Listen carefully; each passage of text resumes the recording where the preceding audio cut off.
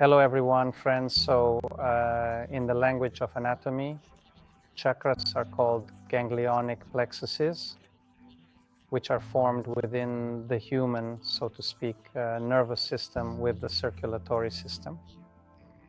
In that location, there is also the deposition of specific glands known as paraganglia, which possess the capability to inject chemicals of diverse types at a particular moment.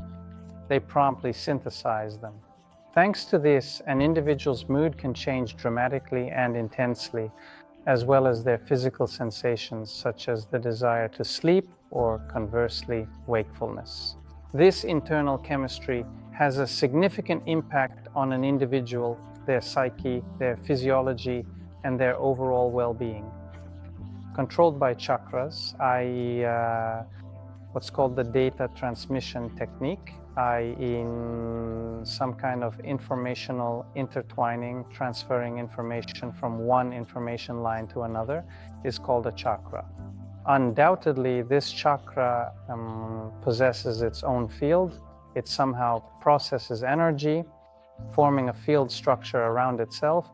And these field structures, more often than not, transmit information to nearby organs in the vicinity. If you have issues, well, I don't know, with the liver or the heart, you need to examine. So if it's the liver, most probably it's a disruption of the third chakra. If the heart is upset, it means a disturbance of the fourth chakra. Yes, if of course the thyroid gland, then the fifth chakra, a violation.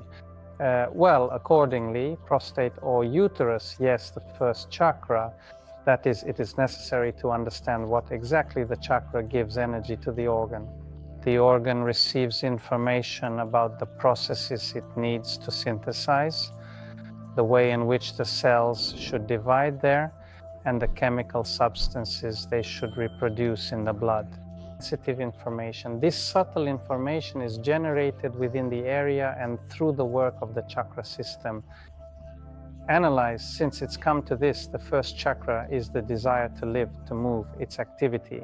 In the event of failures and violations, yes, it is always fear, it is always some karmic debts, yes, it is always some subconscious. There, in dreams, difficulties or fear of blood are consistently encountered. Perhaps not as fear, but as a form of adrenaline-induced state, yes, the state characterized by this stress. This is about the first chakra. Opposite to her, yes, we have the fifth chakra taking place. So if we are discussing the body, yes, it is similar to the bottom and the top, forming a five-shaped figure. This is creativity, self-expression, communication with other realms, astral planes, and various other dimensions, and so forth.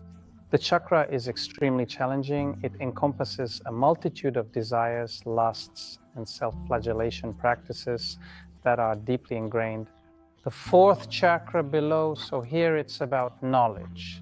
That is, if it works, you really know for sure, directly, immediately, without any arguments, without any explanations in my head, unpacking something and something. So you take it right away and know. If it works in a negative way, well, it's apathy, despondency. It can even lead to a desire not to live. Descending, the third chakra represents personal willpower. It conveys your individual message of determination. There will be, in my perspective, finances. This represents social status. This indicates a desire to dominate. Yes, different biases give, so to speak, a deviation in that either the whole world is not like that, all scoundrels, all wrong, or the inability to accept the experience. In the event that we go beneath the second chakra, it is about, we should have a conversation about pleasure with a capital letter concerning the possibility of deriving pleasure from anything. Communication with other individuals, interaction with an object, or engagement with an entity. You peruse a book, you read something, you engage in some manner or form of interaction. Okay, those are all the physical interactions, my dear friends. So to speak, family, relatives as such a clan all stand behind, included in the second chakra from behind in terms of support and connection. Most frequently mothers, fathers, their mothers, fathers, and all the others.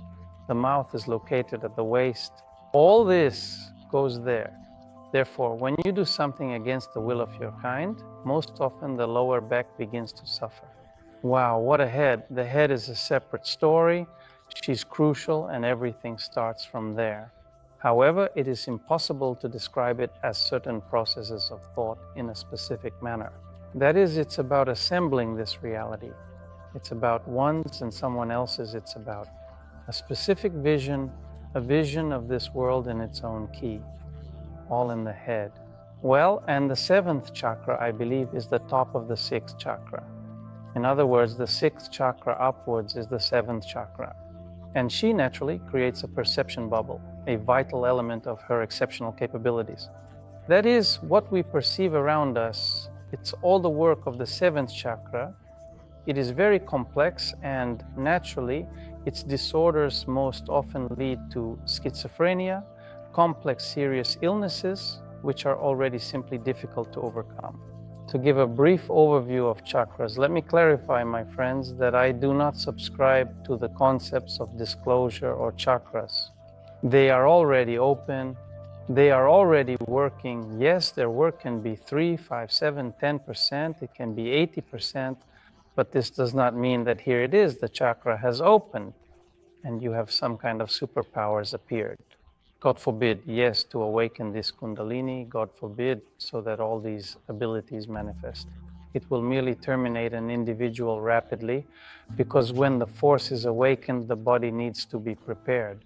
Most frequently, individuals do not take care of preparing the body. They promptly rush for strength. Actually, the human structure is very complex. Therefore, we have a central channel with chakras positioned on it. In addition to all of this, there is an external meridional network, there is an internal meridional network, and there are shells. Those who begin to perceive with their eyes energy, they begin to see that each person has a kind of lotus on their head, some kind of structure. This structure is very complex. They are different. They can be both big, tall, and small. And in some way, we find ourselves in a state of being simultaneously open and closed. The dynamics of human body movement are remarkably active and constantly changing. In reality, an individual conveying themselves engages with energy. That is, if an individual possesses potential, then it can be manifested. A person can behave, act, do something there, I don't know, gesturing, saying something, doing, yes, that is creativity, the expression of a certain potential. Without potential, a person sits on the couch and spits at the ceiling, lacking the ability to express themselves. And such is everywhere. The same applies to the second chakra and relationships. Yes, the same applies to the third chakra and work. There is energy on it. A person is doing something, went somewhere, found something. That is, it's expressed in the real world, in real life. If there's this energy, if this chakra is working openly, if you know how to strengthen it, how to improve it, then money has flowed. A process has started, something agreed, already started, work. And vice versa, if there is no potential, a person can know a lot. You are very talented. All there, all rewritten, redone, is working, nowhere, not moving, that's it. The same can be said regarding the second chakra. In this case, we encounter an attractive man or a beautiful Komsomol member. What in reality? No men. Why? Because. And the other one, on the contrary, you look, well, average, but they stick to it, like on this very thing. Where does this come from? This is potential. There's potential, connections exist, there's interaction. Energy arrives, individuals arrive. Lack of energy, 7 feet in the forehead. No one needs them. That's it. That's it. Yes, when you see these things, you see the channel connection too. You start to comprehend how this potential can be abducted. How can it be nurtured and harnessed to its fullest extent? What frequencies are present? What mechanisms are available for restoring one's own shells, for restoring chakra work, for multiplying the potential of the chakra, for accumulating energy in the chakra? I am referring to the fact that there are explicit mechanisms that must be acquired. which you simply cannot derive from thin air. Energy as well, imagine it like currency in our world.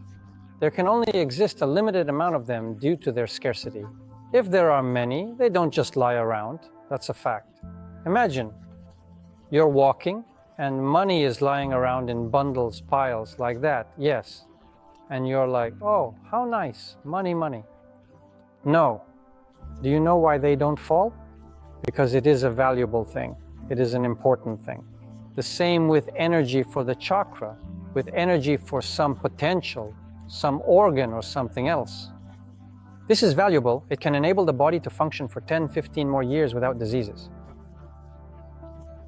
This can enable certain chakra of being to express itself in the world through genuine social interactions, through genuine family, children, work, and the monetary resources. This is a valuable thing. They won't give it to her easily. And if you don't know how to raise this energy, pass it through one chakra, raise it to the second, pass it through the second, third, synthesize it into the third, redirect it to the petal that would give you specifically the money. You won't get this money. Just the idea that I'll attract money, I'll now roll up a vision board. Here I have millions, yes, here I drew, and here I am with them. Now everything, little millions fall. Of course they fall. So everything needs to be learned, yes. All of this is important. Understanding of protection is equally important, as well as comprehending how it is expressed in the consciousness of human beings. Self-perception, mother attitude, father attitude, earth perspective, heavenly father attitude, children outlook, wife attitude, friends attitude, work outlook, country perspective, attitude towards oneself. Therefore, all of these relationships stem from the very first principle of relationships. If this principle is not understood, then one lacks control over this channel. In this type of relationship, whether it involves another person, an egregore, or the state, someone else assumes control over your potentials and abilities. From the perspective of the universe, everything is computed for her in the integration of algorithms involving large numbers of calculations. You can be a homeless individual, or you can be a film star. The universe doesn't care. Everything will be fine for it. But for you, as an individual, these significant differences. Like this, friends, thank you so much.